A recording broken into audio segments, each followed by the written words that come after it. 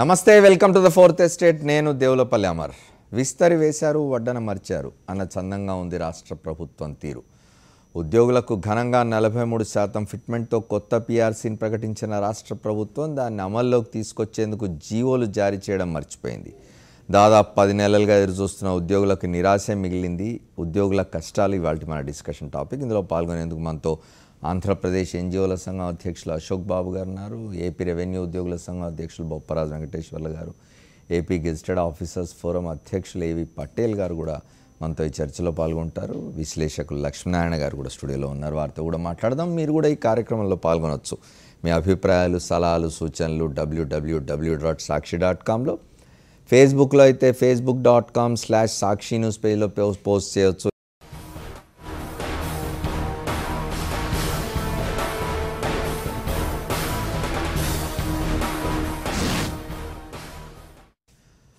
ఆంధ్రప్రదేశ్ రాష్ట్ర ప్రభుత్వ ఉద్యోగుల ఎదురుచూపులు ఎప్పటికి ముగుస్తాయి? పీఆర్సీ ప్రకటించిన రాష్ట్ర ప్రభుత్వం జీవోల జారీలో ఎందుకు జాప్యం చేస్తున్నది? రాష్ట్ర ప్రభుత్వ తీరు వల్ల నష్టపోతున్న ఉద్యోగులకు మిగిలేది నిరాశేనా? ఈ ఏడాది ఫిబ్రవరి 9న రాష్ట్ర ప్రభుత్వ ఉద్యోగులకు ప్రభుత్వం కొత్త వేతనాలు ప్రకటించింది. 10వ వేతన సవరణ సంఘం సిఫార్సులకు అనుగుణంగా 43% ఫిట్మెంట్తో కొత్త పీఆర్సీ అమలు చేయనున్నట్లు ప్రకటించారు. జూన్ 2, 2014 నుంచి వర్తింపుతో కొత్త వేతనాలు ఉంటాయని వెల్లడించిన చంద్రబాబు ఏప్రిల్ నుంచి కొత్త జీతాలు అందుకోవచ్చని ఉద్యోగులకు భరోసా ఇచ్చారు. 43% ఫిట్మెంట్ కారణంగా ఖజానాపై అదనంగా 3,610.8 కోట్ల రూపాయల భారం పడుతుందని సర్కారు తెలిపింది. కొత్త జీతాలు వస్తాయని కోటి ఆశలతో ఎదురుచూస్తున్న ఉద్యోగులకు నిరాశే కలుగుతోంది. ఫిట్మెంట్ ప్రకటించిన ప్రభుత్వం ఇంతవరకు జీవో జారీ చేయలేదు. జీవో జారీలో రాష్ట్ర ప్రభుత్వం అంతులేని జాప్యం ప్రదర్శిస్తోంది. ఈ విషయమై ఉద్యోగుల్లో తీవ్ర అసంతృప్తి వ్యక్తమవుతోంది. ఉద్యోగులతో స్నేహపూర్వకంగా ఉంటామని చెప్పిన మాటలుగానే మిగిలిపోయాయని చాలా మంది ఉద్యోగులంటున్నారు. మంత్రులను ఎప్పుడు అడిగినా వచ్చే కేబినెట్ సమావేశంలో నిర్ణయం తీసుకుంటామని చెబుతుండడం ఉద్యోగులను నిరాశకు గురిచేస్తోంది. దీన్ని బట్టి ఉద్యోగులంటే రాష్ట్ర ప్రభుత్వానికి ఉన్న చిత్తశుద్ధి అర్థమవుతోందని అంటున్నారు. పీఆర్సీ అమలు, జీవోల జారీలో జాప్యం జరిగే కొద్దీ ఉద్యోగులకు నష్టాలు పెరుగుతుంటాయి. మహిళా ఉద్యోగులకు పిల్లల సంరక్షణ కోసం 2 ఏళ్లు సెలవు ఇవ్వాలని పీఆర్సీ సిఫార్సు చేసింది. అయితే రెండో బిడ్డ వయసు 18 ఏళ్లు నిండేలోపే దీన్ని వినియోగించుకోవాలనే నిబంధన ఉంది. 2013 జూలై 1 నుంచి పీఆర్సీ నోషనల్గా అమల్లోకి వచ్చిందని ప్రభుత్వం ప్రకటించింది. జీవో జారీలో జరుగుతున్న జాప్యం వల్ల పీఆర్సీ అమలయ్యే నాటికి 16 ఏళ్లు వయసు కలిగిన పిల్లలున్న ఉద్యోగినులు ఈ సెలవు వాడుకునే అవకాశం కోల్పోతున్నారు. 10వ పీఆర్సీ సిఫార్సు ప్రకారం 25 సంవత్సరాల సర్వీస్ ఉంటే పూర్తి పెన్షన్కు అర్హత లభిస్తుంది. జీవో రాకపోవడంతో 25 ఏళ్ల సర్వీసు పూర్తి చేసి 2013 జూలై 1 తరువాత పదవీ విరమణ చేసిన వారు పూర్తి పెన్షన్ పొందే అర్హత కోల్పోయారు. పీఆర్సీ అమల్లోకి వచ్చిన 2013 జూలై 1 తరువాత పదవీ విరమణ చేసిన వారికి 10వ పీఆర్సీ సిఫార్సులకు అనుగుణంగా గ్రాట్యుయిటీ, కమ్యూటేషన్ పెంచాలి. జీవోల జారీలో తాత్సారం కారణంగా పెన్షనర్లకు పెన్షన్ మొత్తం ఇప్పటికీ ఖరారు కాలేదు. ఆంధ్రప్రదేశ్లో రాష్ట్ర ప్రభుత్వ ఉద్యోగులు కొత్త పీఆర్సీ వేతనాల అమలు కోసం ఎదురుచూస్తూ ఉన్నారు. జీవోలు జారీ కావాల్సినది. ప్రభుత్వం ఇప్పటివరకు జీవోలు జారీ చేయలేదు. దాని గురించి మాట్లాడుకుంటున్నారు. లక్ష్మీనారాయణ గారు చెప్పండి.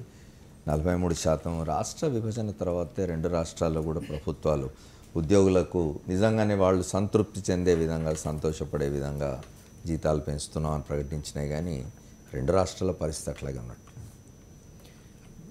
రాష్ట్రం విడిపోతే ఎలాంటి దుష్ఫలితాలు ఉంటాయో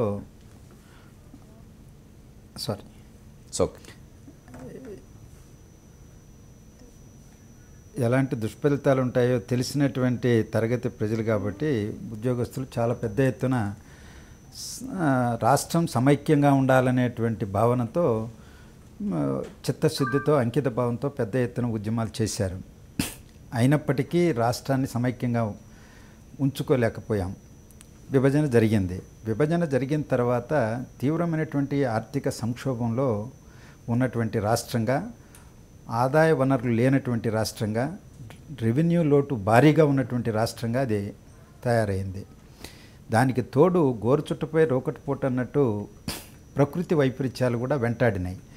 హుదూద్ తుఫాను కావచ్చు, లేకపోతే కరువులు కావచ్చు, ఇవన్నీ కూడా ఆ రాష్ట్రాన్ని ఆదుకోవడానికి చట్టబద్ధంగా ముందుకు రావాల్సినటువంటి కేంద్ర ప్రభుత్వం రెవెన్యూ లోటుని కాగ్ రిపోర్ట్ వచ్చిన తర్వాత ఆ మేరకు మేము భర్తీ చేస్తామన్నటువంటి చెప్పి కూడా కాగ్ రిపోర్టు 14,450 కోట్లు ఎంతో నిర్ధారించిన తర్వాత కూడా ఆ మేరకు ఇవ్వకుండా కేవలం 2,350 కోట్లు ఎంతో ఇచ్చి చేతులు దులుపుకొని తాత్సారం చేస్తున్నది. ఒక తీవ్రమైనటువంటి నిర్లక్ష్య భావం కేంద్ర ప్రభుత్వం ఆంధ్రప్రదేశ్ పట్ల వ్యవహరిస్తున్నదనేది చాలా స్పష్టం. దీన్ని బట్టి ఒకవైపున తుఫాను బాధితులను ఆదుకోవడానికి ఇస్తామన్నటువంటి 1000 కోట్లు కూడా 650 కోట్లు 700 కోట్ల కంటే మించి ఇవ్వలేదు. ఇటువంటి భారాలు రాష్ట్ర ప్రభుత్వం మీద ఉన్నప్పటికీ ఉద్యోగులు తీవ్రమైనటువంటి ఆవేదన చెందుతారు. తెలంగాణ ప్రభుత్వం ఇచ్చి ఆంధ్రప్రదేశ్ ప్రభుత్వం ఇవ్వకపోతే అనేది పరిగణలోకి తీసుకొని హేతుబద్ధంగానే 43% ధరల పెరుగుదలకు అనుగుణంగా న్యాయబద్ధమైనటువంటి ఫిట్మెంట్ వాళ్ళకి ఇవ్వడం జరిగింది. సరే, ఇప్పుడు కాకపోతే రేపో ఎల్లుండైనా బకాయిలతో పాటు చెల్లించాల్సినటువంటి అవేమీ జీవోలు త్వరగా రావాలని ఉద్యోగులు ఆకాంక్షిస్తారు, ఒత్తిడి తీసుకొస్తుంటారు. అవి బకాయిలతో పాటు వచ్చేటువంటివి అవేమి ఎక్కడికి పోవు. కాకపోతే ఏదన్నా అక్కడ ఇక్కడ కొన్ని అనామలీస్ ఒకరికన్నా ఉంటే, రిటైర్మెంట్ అయ్యేటువంటి వాళ్ళకి ఇబ్బందులు ఉంటే సరే ఉద్యోగ సంఘాలతో చర్చించి రాష్ట్ర ప్రభుత్వం న్యాయబద్ధంగా పరిష్కరించాల్సినటువంటి అవసరం ఉంది. సానుభూతితో పరిశీలించాలి. కానీ ఇవాళ రాష్ట్ర ఉద్యోగుల నుంచి విడిపోయిన తర్వాత ఆ 5 కోట్ల ప్రజానీకం ఎవరైతే ఉన్నారో ఆంధ్రప్రదేశ్లో వాళ్ళు ఎక్కువగా ఆశిస్తున్నారు. వీళ్ళ వైపు నుంచి ఒక జవాబుదారీతనాన్ని, ఎక్కువ ఆ రాష్ట్ర పునర్నిర్మాణంలో భాగస్వామ్యాన్ని ఎక్కువగా కోరుకుంటున్నారు. అది ప్రజల ఆశలకు అనుగుణంగా ఇవాళ ఉన్నదా లేదా అనేటువంటిది పరిశీలన చేస్తే ప్రజలు నిరాశగానే ఉన్నారు. విమర్శలు వెల్లువెత్తుతున్నాయి. ఫిట్మెంట్ 43% ఇచ్చిన తర్వాత జీవోలు వచ్చాయా లేదా తర్వాత విషయం. ఇచ్చిన తర్వాత కూడా ఉద్యోగులు రాష్ట్ర పునర్నిర్మాణంలో చేయవలసినటువంటి భాగస్వామ్యాన్ని పాత్రను పోషించడం లేదనేటువంటిది. సరే, వెంటనే గవర్నమెంట్ చెప్పినట్టుగా కట్ ఆఫ్ డేట్ పెట్టి అందరూ విజయవాడకే గుంటూరుకే వెళ్ళి రావాలనేటువంటి కోరిక కాదు, కానీ దశల వారీగా ఎప్పుడు పోతారు ఏంటి అనేటువంటిది అది నిర్ణయించుకోవచ్చు. కానీ మిగిలినటువంటి ఉద్దేశంలో రాష్ట్ర సమైక్య ఉద్యమానికి నాయకత్వం వహించి ఉద్యమంలో భాగస్వాములైనప్పుడు వాళ్ళ పట్ల పెరిగినటువంటి ఎక్స్పెక్టేషన్స్, ఆదరణ, గౌరవం, ఆప్యాయతలు ఇవాళ ప్రజల్లో ఉద్యోగుల పట్ల ఉన్నాయనేటువంటి అభిప్రాయంతో నేను లేను. ఎందుకంటే కొద్దిగా విమర్శన దృష్టితోనే ప్రజలు కూడా చూస్తున్నారు. ఏమిటి దానికి కారణం? దానికి కారణం ఒకటే ఏంటంటే ఇవాళ గతంలో అవినీతి మనం అవునన్నా కాదన్నా ఎవరు అంగీకరించినా చెప్పినా విభజన తర్వాత అవినీతి అనేది తగ్గుతుంది అనుకున్నటువంటిది దాని పట్ల ఏమీ సానుకూలమైనటువంటి పరిణామం ఏమి లేదు. అవినీతి యథాతథంగా కొనసాగుతుంది. నిస్తబ్దత, ఒక సహాయ నిరాకరణ ఏ విధంగా గ్రామీణ ప్రాంతం నుంచి ప్రజలు పోతే పనుల కోసం ప్రభుత్వ కార్యాలయాలకి గతానికి ఇప్పటికీ పెద్ద మార్పు కనిపించడంలా. సమైక్య ఉద్యమానికి నడుం బిగించినటువంటి వీళ్ళు పునర్నిర్మాణంలో పాల్గొనాల్సినటువంటి వాళ్ళు ప్రజలకు మరింత దగ్గరగా చేరుబోయి వాళ్ళ హృదయాల్లో స్థానం కల్పించుకోవాల్సినటువంటి ఆ మార్పు, ఆశించిన మార్పు ఇవాళ గతానికి ఇప్పటికేం కనిపించడంలా మౌలికంగా. అది ఒక ప్రధానమైనటువంటి కారణం కావచ్చు. రెండవది, మంత్రులు ముఖ్యమంత్రిని మారినంత సులభంగా ఉద్యోగస్తులు పోలేరు. వాళ్లకు అవసరమైనటువంటి వాళ్ళు 50,000 20,000 1,00,000 రెంట్లు తీసుకొని గెస్ట్ హౌస్లు తీసుకొని వాళ్ళకి అకామిడేషన్ కల్పించగలరు. లేకపోతే ₹1,00,00,000 2,00,00,000 5,00,00,000 ఖర్చు పెట్టి వాళ్ళ ఆఫీసులను రెనోవేట్ చేసి ఇవ్వగలరు రెంట్కి తీసుకొని. లేకపోతే ప్రభుత్వ సంస్థల ఆఫీసులను తీసుకొని రెనోవేట్ చేసి ఇవ్వగలరు. కానీ ఉద్యోగస్తులకు షిఫ్ట్ కావడం అనేటువంటిది కుటుంబాలతో సంబంధించినటువంటిది, పిల్లల చదువుకు సంబంధించినటువంటిది, భార్యాభర్తలు పనిచేస్తున్నటువంటి పరిస్థితి ఉంటుంది, అకాడమిక్ ఇయర్ ఉంటుంది, లేకపోతే రెంటల్ సమస్య ఉంటుంది, రకరకాల సమస్యలు, అవి హేతుబద్ధమైనటువంటి సమస్యలు, న్యాయబద్ధమైనటువంటి సమస్యలు కూడా ఉన్నాయి. అందువల్ల ప్రజలు కోరుకున్నటువంటి తీరులో ఒకే రోజులో 6 నెలల్లో గవర్నమెంట్ చెప్పినట్టు వెళ్ళిపోవడం కూడా సాధ్యం కాకపోవచ్చు. ఇటువంటి వాటిని న్యాయబద్ధమైనటువంటి ప్రజలు కొంత ఆలోచించేటువంటి వాళ్ళు ఉన్నారు. కొంత కానీ లక్ష్మీనారాయణ గారు ఉద్యోగులు సిద్ధంగానే ఉన్నట్టున్నారు, వెళ్ళడానికి అక్కడ పనిచేయడానికి ఉద్యోగులు సిద్ధంగానే ఉన్నట్టున్నారు. ఉద్యోగ సంఘాల నాయకులు కూడా ఉన్నారు, వారితో మాట్లాడదాం. కానీ మీరు ఒక మాట అన్నారు, ఇప్పుడు వ్యవస్థీకృతమైపోయిన అవినీతి కేవలం రాష్ట్ర విభజనతో తగ్గుతుందనే ఆలోచన మీకు ఎందుకు వచ్చింది? తగ్గుతుంది అనే భ్రమలు ఎవరికైనా ఎందుకు నాకు వచ్చింది? లేవు, ప్రజలకు ఎవరికైనా లేవు. ఎందుకు కానీ రాష్ట్రం ఆర్థికంగా సంక్షోభంలో ఉంది, విడిపోయిన తర్వాత ఆదాయ వనరులు లేవు, ఇబ్బందుల్లో ఉన్నది. అయినా 43% తెలంగాణ ఉద్యోగులకు ఇచ్చిన తర్వాత ఇక్కడ ఇవ్వకపోతే బాగుండదు కాబట్టి ప్రభుత్వం దాన్ని ఇచ్చిన తర్వాత మరింత బాధ్యతగా ప్రభుత్వ ఉద్యోగులు ప్రజలకు సేవలు అందించాలి. ఆ ఉద్యమానికి నాయకత్వం ఇచ్చినటువంటి సంఘం కూడా కాబట్టి, ఉద్యోగస్తులు కాబట్టి వారి నుంచి ఎక్కువగా ఆశించారు ఇటువంటి విషయాల్లో కూడా మార్పు వస్తుందని. అది ఆశించడం, ప్రజలు ఆశించడం తప్పు కాదే. ఓకే, మనం వాళ్ళతో మాట్లాడదాం. అశోక్ బాబు గారు ఉన్నారు, అట్లాగే వెంకటేశ్వర్లు గారు ఉన్నారు, పటేల్ గారు ఉన్నారు, తో మాట్లాడదాం. అశోక్ బాబు గారు చెప్పండి, మీకు 43% ఫిట్మెంట్తో చేసినప్పుడు నిజంగానే ఉద్యోగులు సంతోషించారు, మీరు అన్ని విధాలు సహకరించడానికి సిద్ధంగా ఉందంటే, కానీ ఇప్పుడు లక్ష్మణయ్య గారు మాట్లాడిన వాటికి మీ దగ్గర నుంచి రెస్పాన్స్ రావాలి. అంటే 43% ఈ ప్రభుత్వం ఇవ్వటంలో ప్రధాన కారణం ఏంటంటే, ఈ రాష్ట్రం విడిపోక ముందు మాకు పిఆర్సీ చేశారు. ఒకే పిఆర్సీని 2 రాష్ట్రాలు అమలు చేసినప్పుడు మేము కూడా ప్రభుత్వాన్ని చెప్పాం. మేము సంఘాలుగా ఆ రోజు పోరాటం చేసినాం. తెలంగాణ మేము కూడా మాకున్న ఒక అండర్స్టాండింగ్ ఏంటంటే, ఒక రాష్ట్రంలో ఏ రాష్ట్రం ముందిస్తే అదే ఫిట్మెంట్ 2 రాష్ట్రాల్లో రావాల్సిన పరిస్థితి ఉంది. అయితే తెలంగాణ ప్రభుత్వం మరి ముఖ్యమంత్రి గారు కొంత ఉత్సాహం అనివ్వండి, అయితే ఎంప్లాయీస్ పెట్ట సింపతి అనివ్వండి, ఆయన 43% డిక్లేర్ చేసిన తర్వాత మేము కూడా మా ముఖ్యమంత్రి గారి చర్చల్లో ఖచ్చితంగా 43% ఇవ్వాల్సిందని చెప్పాం. ఎందుకంటే ఇది 2 రకాలుగా ఇస్తే చాలా ఇబ్బందులు ఉంటాయి. దానికి ఎంప్లాయీస్ అంతా హ్యాపీ ఫీల్ అయ్యారు. అయితే మీరు చెప్పినట్టు విస్తర వడ్డీ పెట్టారు, వడ్డించలేదు అన్నమాట మొత్తం వాస్తవం కాదు. ఎందుకంటే 43% సంబంధించిన జీవోలు ఆ రోజు ఇవ్వాల్సిన 4 ఇంపార్టెంట్ జీవోలు హెచ్ఆర్ఏ, సిసిఏ, డిఏ జీవోలు ఇచ్చేసారు, అయిపోయింది. అయితే ప్రధానంగా పెండింగ్ ఉందండి అలవెన్సెస్ జీవో. అలవెన్సెస్ అంటే పెన్షన్స్కి ఇచ్చే మెడికల్ అలవెన్స్, యూనిఫామ్ అలవెన్స్, ఇటువంటి అలవెన్సెస్ జీవో పెండింగ్ ఉంది. దాని మీద ప్రభుత్వం కూడా ఒక నిర్ణయం తీసుకోలేకపోయింది. ఎందుకంటే మాకు పిఆర్సీ ఇచ్చినప్పుడు మీరు అన్నట్లు 15,000 కోట్ల రూపాయల వరకు బడ్జెట్ ఉంది. అది గవర్నమెంట్ నుంచి యాజ్ ఇట్ ఈస్గా మనకు వచ్చినట్టయితే ఇవాళ పెద్ద ఆర్థిక ఇబ్బంది ఉండే కాదు. సరే, తర్వాత పొలిటికల్ కమిట్మెంట్స్ కొన్ని ఉన్నాయి, అలాగే రాజధాని నిర్మాణం ఇవన్నీ ఉన్నాయి. ఇవన్నీ కూడా దృష్టిలో పెట్టుకుని కూడా మేము కూడా ప్రభుత్వం ఇంతవరకు ఒత్తిడి తేపడం కారణం ఏంటంటే, ఈ ప్రభుత్వం మంది, ఈ ప్రభుత్వం ప్రజలు ఎక్కువ ఎక్స్పెక్టేషన్స్ ఉన్నారు, పర్టికులర్ ఇందాక లక్ష్మీనారాయణ అంటే మా మీద. కాబట్టి మనం ప్రతిసారి డిమాండ్లకు పోయి 43% ఇచ్చిన డిమాండ్లు ప్రభుత్వం దగ్గర పెడితే ప్రజలకు హర్షించే పరిస్థితి లేదు. రెండోది అడ్మినిస్ట్రేషన్ ఇక్కడ నుంచి అక్కడికి వెళ్ళాలి. దాని మీద కొంత కన్ఫ్యూజన్ ప్రభుత్వానికి ఉంది. ఈ కన్ఫ్యూజన్ అవడం కారణం ఏంటంటే, ఇప్పుడు ఇవాళ ఉన్న రాజకీయ నాయకులు కానీ ఉద్యోగస్తులు కానీ ఎవరు కూడా ఆ రోజున 53లో కర్నూలు నుంచి, మెడ్రాస్ నుంచి కర్నూలు వచ్చిన తరం ఎవరు లేరు. అప్పుడు జరిగిన పరిస్థితులు మనకు వివరించే పరిస్థితి కాదు, అప్పుడున్న పరిస్థితులు కూడా వాళ్ళు లేవు. కాబట్టి ఎలా వెళ్ళాలి, ఫేజ్డ్ మేనర్లు వెళ్ళాలా, కొన్ని డిపార్ట్మెంట్లు వెళ్ళాలా, లేదా కొన్ని సెక్షన్స్ వెళ్ళాలి, దాని మీద నిర్ణయం తీసుకోలేకపోయారు. ఇవాళ దానికి ఒక క్లారిటీ వచ్చింది.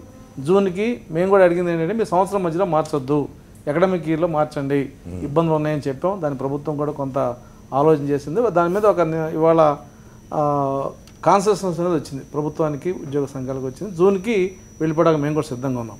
అయితే ఇక్కడ మాకున్న ఇబ్బంది ఏంటంటే, కమల్నాథన్ కమిటీలో ఉద్యోగ విభజనలో ఆంధ్రప్రదేశ్ ఉద్యోగస్తులు చాలా అన్యాయం జరిగింది. ప్రధానంగా వైఫ్ అండ్ హస్బెండ్ కేసుల్లో ఇప్పుడు తెలంగాణ వాళ్ళు ఏమంటారు, ఆంధ్ర ఉద్యోగులు ఎక్కువ మా తెలంగాణలో ఉంటున్నారు, మాకు అన్యాయం జరిగింది అంటున్నారు. అది వాళ్ళ యాంగిల్లో కరెక్ట్ ఏమో, కానీ మీరు రాష్ట్రం విడిపోక ముందు నేను స్పష్టంగా చెప్పాను, ప్రధానంగా ఈ రాష్ట్రం విడిపోతే ఉద్యోగస్తులు నష్టపోతారు, కుటుంబాలు పోతాయని వాళ్ళు అది రుజువు అవుతుంది. Wife and husband employees, central government ఉన్న ఎంప్లాయీస్కి వాళ్ళ వైఫ్ అండ్ హస్బెండ్ ఎంప్లాయీస్కి హైదరాబాద్ ఉండే అవకాశం లేదు, లేదా 2-3 కేటగిరీస్ వాళ్ళకి ఇచ్చారు. ప్రైవేట్ వ్యవస్థలో ఉన్న ఎంప్లాయీస్కి ఇన్ని బాధలు ఉన్నా కూడా మేము ఏం చెప్పామంటే, in the interest of administration, in the interest of state development మేము వెళతాం. అయితే దీన్ని ఎలా తీసుకెళ్ళాలి, అడ్మినిస్ట్రేషన్ ఇబ్బంది పడకూడదు, ఉద్యోగస్తులు ఇబ్బంది పడకూడదు. అయితే మేము ఇబ్బందులు ఏం పడతామని చెప్తున్నాం, అక్కడ మీరు ఫెసిలిటీస్ ఆఫీస్లో ఇక్కడ ఉన్న ఒక సెటప్ అనేది అక్కడ ఉండకపోవచ్చు, అయినా మేము పనిచేస్తాం. అయితే అవసరమైతే ఏదన్నా మనం ఎక్స్ట్రా చేయాలన్నా, లాస్ట్ టైం మేము ప్రభుత్వం అడిగినప్పుడు 5 days వీక్ పెడతాన్నారు, ఓకే అన్నాం. లేదు 6 days ఓకే.